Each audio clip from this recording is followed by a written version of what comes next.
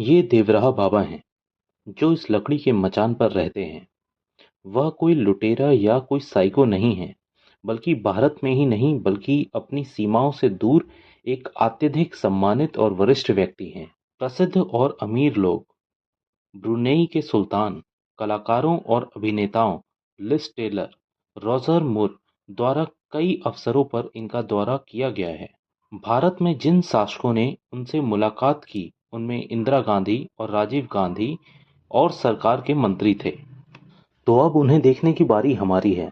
देखते हैं क्या हो रहा है। दिल्ली के हाई पावर वाले लोग हैं, जो डायरिया से पीड़ित अपने बच्चे को लेकर आए हैं।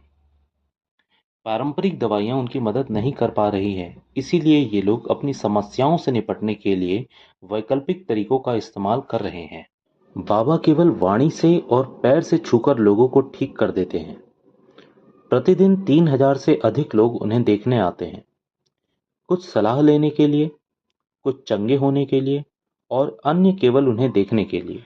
जैसा कि हम देख सकते हैं, लोग मचान के पास बैठे हैं और इस बात की प्रतीक्षा कर रहे हैं कि बाबा उन्हें कब आने का संकेत देंगे। ऐसा होते ही उनके युवा सहायक के माध्यम से लोगों को दूर भेजा जाने लगा। इन बुद्धिमान व्यक्ति के बारे में अफवाहें पूर्वी भारत बिहार राज्य से 1950 के दशक के मध्य में फैली, जब जंगली भालुओं के एक झुंड ने एक गांव पर हमला किया और लोगों को खाने लगे। तभी एक झोपड़ी से बाबा प्रकट हुए और हाथ उठाकर भालुओं को रोक लिया। तब से बाबा को भारत के अन्य हिस्सों में देखा जाने लगा। वह जानवरों की भाषा बोल सकते थे, अपने रूप या वचन से लोगों को ठीक कर सकते थे और भविष्य बता सकते थे। अतीत में वह पूरे देश के लिए राजनीतिक भविष्य की भविष्यवाणियां करते थे। कुछ का कहना है कि बाबा उनके अंतिम दिनों में उनके निजी सलाहकार थे। यह पवित्र व्यक्ति उनकी रक्षा नहीं कर सकते थे, लेकिन भविष्यवाणियां की थी कि वह किस दिन मरेंगी। इसके बारे में उन्होंने लिखा भी है। रिपोर्टर द्वारा प्रश्न और उत्तर शुरू होते हैं। रिपोर्टर का सवाल, आप क्या खाते हैं? बाबा ने उत्तर दिया, आपके मानकों के अनुसार कुछ भी नहीं।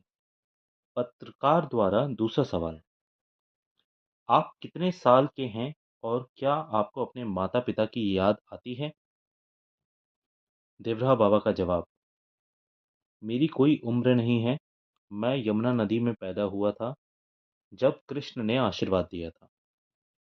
इस समय भीड़ में से किसी ने टिप्पणी की कि वह 200 वर्ष के हैं या उसके ठीक नीचे। रिपोर्टर द्वारा प्रश्न, लोग दुनिया के अंत के बारे में बात करते हैं, जो इस सदी के अंत में होने की उम्मीद है। क्या आप उस पर टिप्पणी कर सकते हैं? देवराहा बाबा का उत्तर, यह एक रहस्य है और इसे प्रकट करने का समय अभी नहीं आया है। मैं केवल इतना कह सकता हूँ कि जो भी होगा वह मानवता के लिए अच्छा होगा, क्योंकि मैं उसके लिए प्रार्थना कर रहा हूँ। रिपोर्टर कहता है, इस तरह के जवाब के बाद हमें अपने अगले सवाल की बहुत कम उम्मीद थी। आप सोवियत संघ के भविष्य के बारे में क्या कह सकते हैं?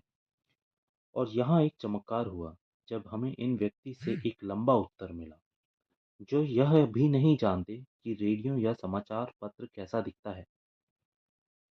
देवराहा बाबा ने उत्तर दिया, लिटवा ने बाल्टिक्स को विकृत कर दिया है और 3 गणराज्य अलग हो जाएंगे। अन्य गणराज्य इसका अनुसरण करेंगे। आप कष्ट की एक कठिन अवधि से गुजर रहे हैं, लेकिन अंत में सब ठीक हो जाएगा, क्योंकि आपको शुद्ध कर दिया जाएगा। आपके राष्ट्रपति गोर्बाचेव इस या अगले वर्ष भारत की यात्रा पर आएंगे। उसे आने दो और मैं उसे एक अच्छी सलाह दूंगा और आशीर्वाद दूंगा। पत्रकार द्वारा प्रश्न, क्या हम आपका संदेश उन तक पहुंचा सकते हैं? देवराहा बाबा का उत्तर, नहीं, उन्हें व्यक्तिगत रूप से आने दो। रिपोर्टर का प्रश्न, क्या हम आपसे आशीर्वाद प्राप्त कर सकते हैं?